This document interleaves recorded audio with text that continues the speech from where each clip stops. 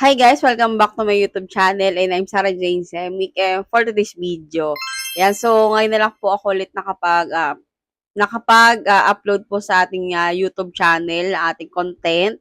Belated Happy New Year and Merry Christmas. Ayan, kasi ngayon lang ako nag-upload at nakapag-update sa inyo.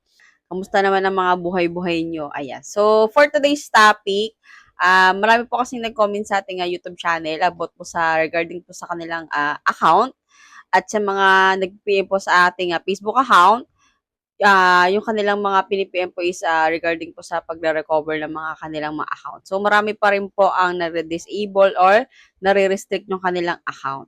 So, sasagutin natin yung isang comment sa ating YouTube, isang ating subscribers. So, ang sabi niya dito, 2 beses na ako humingi ng tulong sa Meta pero hindi na daw nila magawa ng paraan yung account ko na na-restrict nila ng walang pahintulot o kahit warning man lang. So sasagutin natin yan, yung tanong niya dyan. Kung gusto mo malaman kung anong sagot ko dyan, keep on watching. And kung bago ka pala sa akin channel, huwag mo kalimutang mag-like and subscribe and click mo yung bell para updated ka na nga sa mga video niya upload. Simulan natin agad pagkatapos ng aking intro.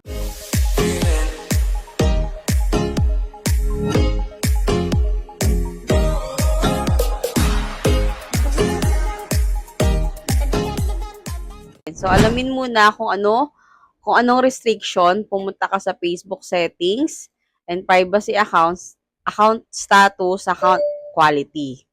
Ayan. So, tignan kung monetization restriction, posting, committing restriction, page or profile restriction, community standard violations, kahit di malinaw. Screenshot mo lahat, importante, evidence. Ayan. So, mag-appeal ka ulit. So, may ginawa na po tayo kung paano mag-appeal ng ating mga na-restrict or na-disable na account. So, ilalagay ko sa comment section at description dito sa ating YouTube kung paano tayo makakapag-appeal. So, yan. Kahit sabihin ng Meta na final, pwede pa rin minsan kapag ibang form ang ginamit. Ayan. So, ilalagay ko yung link ng ating monetization appeal kung saan kayo makakapag-appeal. And screenshot ko dito yung itsura nun. Ayan. So, pangatlo, gumamit ng ibang access. Importante. Mas mataas ang chance kapag desktop, laptop ang gamit. Ibang browser, Chrome, Edge, yan, sa mga browser natin, mag-try kayo ng iba't ibang browser. Try nyo yung baka makapag tayo doon, input tayo ng mga at baka makalusot kay Meta. So, hindi mobile app, stable internet, wag data kung pwede. Ayan. So, ibahin nyo pa rin yung kasi malalaman pa rin po ni Meta yan kung same device po yung ginagamit natin, same wifi, same data. So, itry nyo po ibang phone, ibang device yung gagamitin nyo. Ayan. Subukan nyo po yun. So, number 4, sample appeal message. Ayan. So, ilalagay ko sa comment section yung sample message. Ayan, so ito yon. Ayan. Hello Meta team. My account was restriction without prior warning or clear explanation. I always follow community standard and create original, respectful content. So ilalagay ko na lang dun sa comment section yung message na ilalagay nyo doon sa submit form. Ayan. So number 5, creator business option. Ayan. Creator or business option. Kung may Facebook page, ad account, monetization history. Pumunta ka sa Meta, business support. Yan. So, ilalagay ko yung link ng Meta support.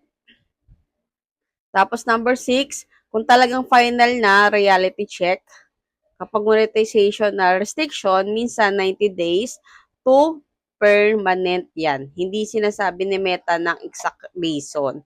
Practical move. Gumawa ng backup account or page, simulan ulit ang content, clean, no reuse videos, no watermark, no borderline content, iwasan muna ang re-upload, copyright music, AI, voice na walang edits and engagement paid. Ayan. So, yung mga sinabi ko po, importante po na gawin natin yan para yung ating account is walang maging restriction and wala maging problema. Kasi kaya naman tayo nare-restrict or na-disable yung account natin dahil may nilabag tayong community standard. So, ulit po yan. Dapat po, wag tayong gagawa ng mga reels content. Kung content creator ka at gumagawa ka ng reel, wag na wag kayo mag-upload, magre-upload ng mga video sa inyong account kasi hindi naman nyo yun original content. Mas okay na gumawa na kayo ng original content.